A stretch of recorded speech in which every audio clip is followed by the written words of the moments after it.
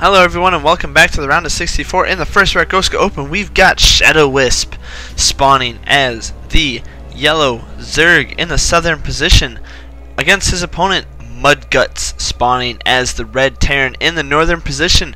And folks, we've got a treat for you in-house tonight. We've got the original Lost Temple, that's right, island expansions, double watchtowers with narrow choke center. Oh, this could definitely be brutal for our Zerg player. We've got this nasty cliff where the Terran can just drop a Thor or a siege tank up here and do devastating damage. So we will have to see if any of these tricks will be used in this game, or if maybe he just picked this map because he thought it was cool. You never know.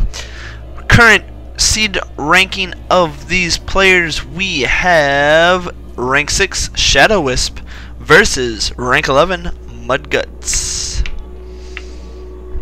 Now I know a lot of you are thinking, oh great, the higher seeded player is probably going to win this game, but you know, we've definitely had some upsets in this tournament. There have been a few upsets and disappointments, and we will have to continue on and hope for the best and get this game underway. But anywho, let's get this done. We've got probes or drone SCV scouting. We've got him checking the close position by ground. Does not spot his opponent, but sees the Overlord and probably realizes his opponent is, yes, in the far position, or doesn't even realize, and just that's the natural course of the SCV. But either way, here comes the drone up towards the Terran's base, and what's he gonna see? A wall. Typical Terrans, building their walls, keeping everything out. Oh, they're like the Chinamen, man, building the Great Wall of China, blocking off this ramp. You ain't getting up here, drone. You ain't getting up here. Oh, the SCV could totally have harassed that drone too, but decides not to. And this SCV, meanwhile, is in a very precarious spot as these drones are passing back and forth. Realizes that the spawning pool is now just about complete. What is the Terran going to be doing? We will have to find out. I kind of like, if we were close by air, I'd kind of like a Banshee play. That would be kind of fun. Just fly over here with some Banshees, do some massive amounts of damage, fly away. Keep your Marines patrolling like here and here just to keep Overlords out. Build all your secret stuff up here maybe, or like right here in the middle. That'd be kind of fun. But we are on far positions and nothing is really... Oh, this SCV managed to hide. I wonder if he's actually... Oh, something spotted him, something clicked on him. Oh, there we go. Drone's managing to get a... Oh, don't quite get this around. That SCV is going to make it out of there. But with some Zerglings on the way, I don't think he's going to get very far. Those Zerglings will be able to catch up and do the damage needed. Even rallying the hatchery right to that SCV. So as long as he keeps vision, those units will chase. And here come the Zerglings. Surround him. Yeah, get him. Oh, SCV's toast. There he goes. Meanwhile, we do have bunker going up as well as a factory. This good bunker placement, this is going to protect a pretty large section of this choke, this very, very narrow choke. Could even put a siege tank here, and then this nothing's getting up this natural expansion, which is completely safe from any kind of ground damage, but very susceptible to air damage. Here come the Zerglings. These Zerglings are just going to hide. There's nothing they can really do. There's a bunker, there's a wall, and a couple of those Zerglings felt the wrath of the bunker and were taken out. And it looks like Shadowisp is doing a very good thing. He's keeping an eye on those island expansions, making sure the Terran's not taking a secret base. Second factory is on the way, as well as getting a second barracks, so we will more than likely being seen Marine tank versus Zergling. Zergling Baneling, you know, more than likely. I like how he's got the little Diablo skulls for portraits for his Zerg units. That's pretty cool. As I was telling all of you guys, I have the Horde symbol for mine, which is kind of cool. I like that. I think I have the Diablo skull for my Terran, and I use the Alliance symbol for my Protoss, which is kind of silly. But here we are. Evolution Chamber is on the way, as well as getting some more of those Zergling goodness up. I really like these Overlord placements. You get two Overlords in the corners here, so it's going to be really hard to sneak medevacs by.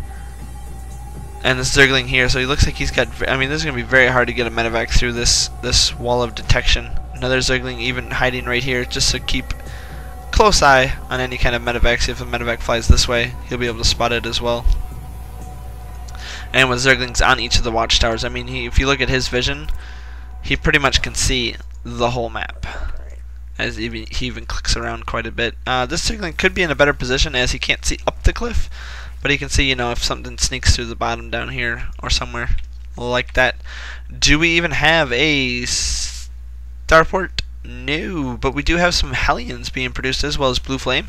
Blue Flame is just about done. Banelings on the way, as well as getting Lair Tech. Marauders now being produced. Anything out of the tech lab yet? No, no research out of the tech lab. Guys in gas? No, just built that refinery for aesthetic purposes.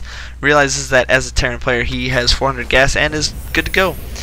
Opens up his depot only to close it again and leave his Hellions locked out, which forces them to be confused. Now he's going to have to reset that up and get those Hellions out there. 4 Hellion push coming up with Blue Flame. Zerglings do not necessarily spot that, but he doesn't clean the watchtowers out. He will know it's coming, and will he have adequate defenses up in time? No. Just has the 2 queens. That's not going to be enough. This is going to do some damage, folks. Does he get up into the main? No. Looks like Shadowisp did get that ramp blocked, but he is going to have free reign of this natural expansion. Going to get a lot of drone kills before those drones do manage to get out of there. Hellions choosing to retreat. Now they're sitting here hitting the queens. This queen is on hold position. A lot of damage being done to that queen. Zerglings now being produced. Transfuse here helps keep that queen alive. Needs to micro those Hellions to do damage to those Zerglings. Looks like he is going to do this. This attack has not let up yet, but I think it will be cleaned up quite soon. Hellions now getting, are they going to get a shot off? Yes, they get 1 shot off. Second shot off? No, not quite. Another Hellion goes down. The 1 Hellion left gets surrounded and is taken out. 10 more Zerglings on the way, and that attack has been nullified. Needs to, yep, there he goes, retransferring those drones back, and he's going to get this army underway. Meanwhile, in the Terran base, we do now have Stimpack being researched, more units being produced, and still working on that Hellion harassment. Baneling speed is on the way, as well as getting melee attacks level 1. So more than likely with this transition, we will be seeing Zergling, Baneling, and Fester with an Ultralisk transition. No, pardon my French, there's a Spire on the way. We've got Zergling, Baneling, Muta. 9 Banelings are being morphed in. We've got 1 Zergling here outside the ramp, sees the units coming down. Hellions decide that they want to just go right for the Zerg base yet again. More Zergling here. Looks like they are getting ready to do a counterattack. No, decides to just poke and poke back. Now he clears off the watchtower. He's going to get the watchtower all set up. A few more Zerglings here spread out across the map. Definitely needs to drop these guys into the main, as they will be able to wreak havoc, toasting all those drones. Could even possibly slow down the tech path of our Zerg player. Spine crawlers now being produced. Hellions just sitting idle while that spine crawler is being produced. Definitely not something you want to have happen. Those Hellions could do quite a bit of damage. Looks like he's bringing an SCV down. What's the SCV going to do?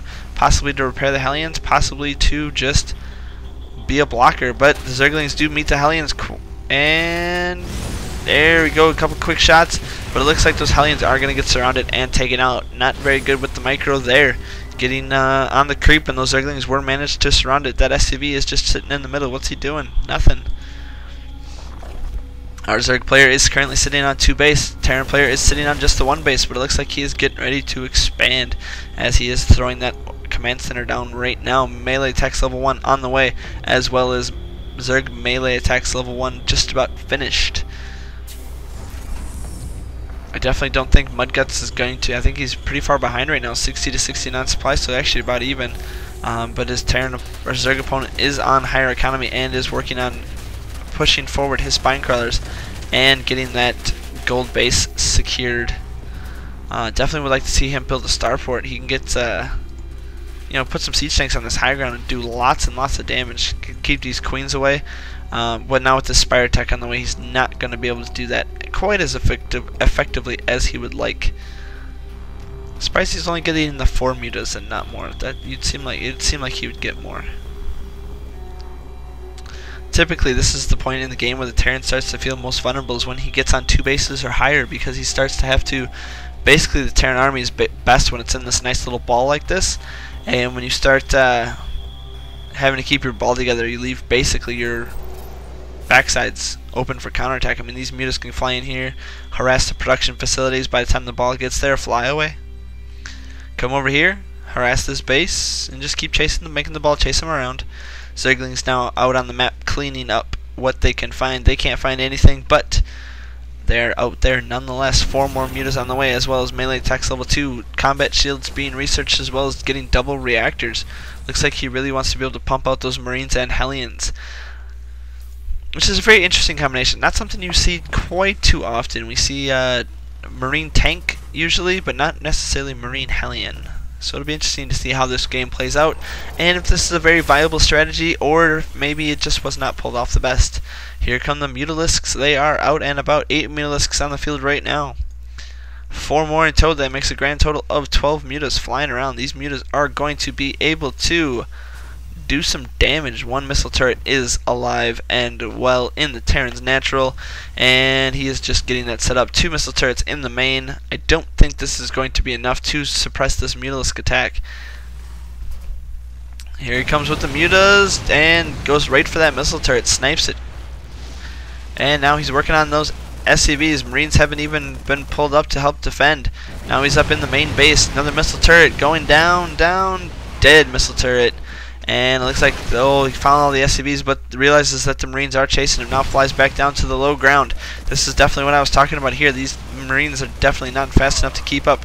All these Mutalisks have to do is fly back up and down that cliff.